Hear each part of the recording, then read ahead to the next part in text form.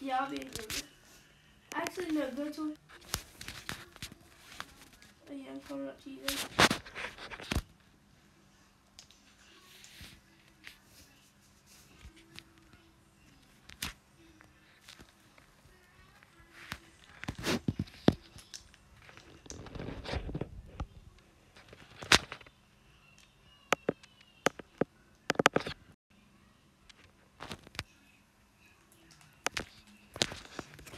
I'm gonna join. Caden, I'm on YouTube right now. Look.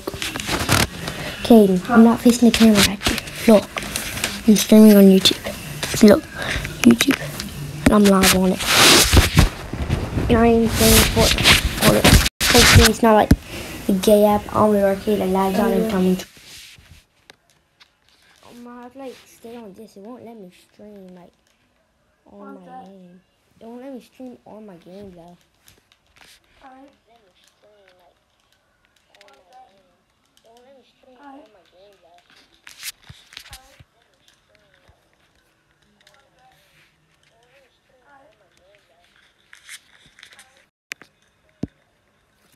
That Streamlab already has within their application that you get to use while you're live streaming, which is really kind of fun and impressive because a lot of the other programs out there kind of don't have this so much, but they do have a little bit, but this one's the most streamlined I've seen yet.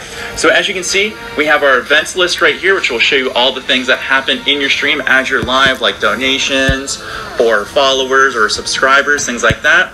Then down here you have your chat box, which is obviously the chat of people talking in your stream that'll show up on your screen when you're live. Then to the right of that is your alert box, which are any of your graphics that you have already within the Streamlabs application. Those will pop on followers, donations, subscribers, things like that, etc. And then if you have any other things, like for instance, I have my donation goal up here, that will also show the ticker for that. And these are all movable, and I believe there's different ones, but I haven't played around with it too much. But you can move these, expand them, make them as big or as small that you want. For things like my alert, you might want it to be a little bit smaller because it may not show correctly. But for things for like your chat box, I definitely want to make it better or make it bigger because it's easier for somebody like me who's streaming on the go to see it. Perhaps your event list you don't care about as much because, you know, it's not that big of a thing for such a small screen that I have. Or, you know, play around and have fun with it. You can do whatever you want. That's kind of the cool thing.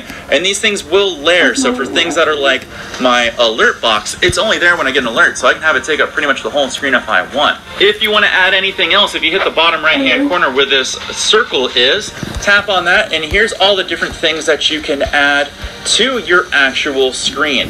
And you can even add custom URLs if you like to, which is basically like a browser source. So it's up to you as the user to pick and choose what you would like to show on your screen. And as you can see, there's a preview mode that you can tap on and tap off too if you need to, just to see what everything is going to look like.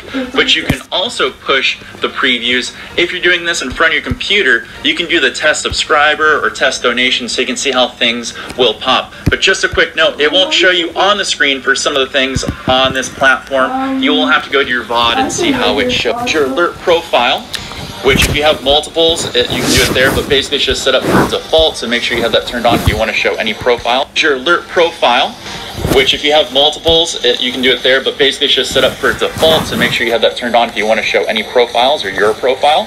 And then even below that, if we swipe one more time, you have your settings, which is all the different options you have for this particular program. It shows you what streaming platforms you can use, so Twitch, YouTube, Mixer, your custom. It's got what ingest server you're going to do. I recommend obviously picking the closest one to you, but if you're in a very populated city, it might be better to do a different one. And then you got the same thing for Mixer. It'll have the same kind of thing. Pick what server you want to stream to.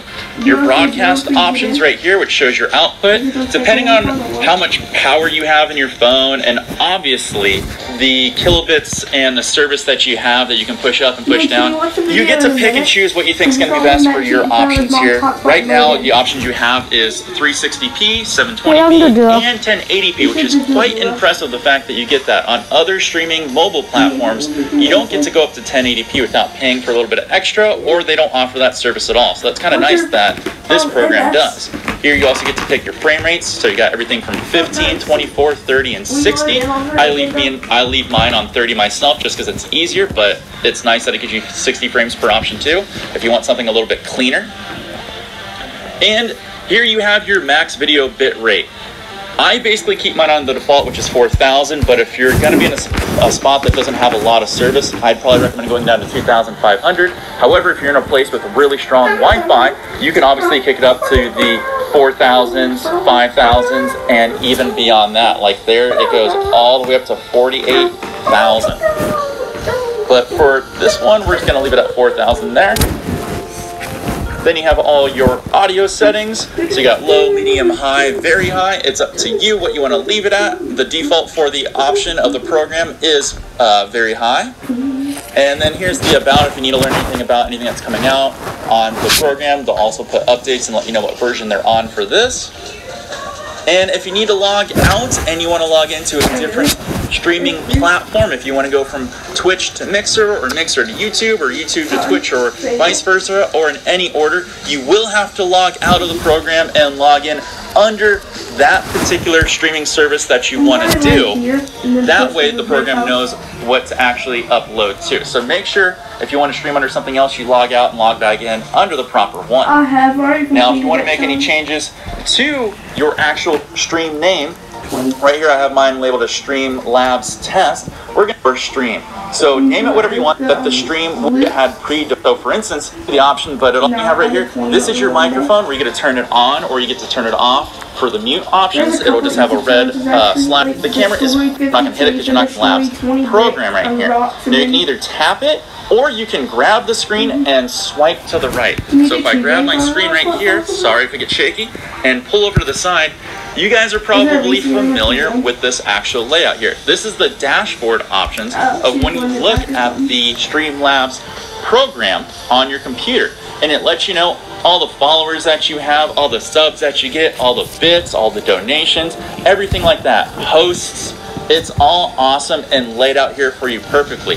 And you can use, because you're usually multitasking, bits, and all you do from here is you just go live. And if you're not sure how to go live, it's right down there. They made it nice and easy. When you hit that, it'll the best ways to test what it looks like for the quality that you get and where you put them on nation. I've noticed there's a huge ramp down in the FPS and it comes to a chopping stutter. Now this doesn't happen all the time, but I have noticed it comes through nice and it kind of go from 30 to 10 or 8 and it gets kind of stuttery at times, but it usually ramps back up, so don't let that be a problem. Program for you out there, and it's all programmed for you out there if you're wanting to get into the mobile streaming of YouTube, Twitch, and Mixer. When you're done with your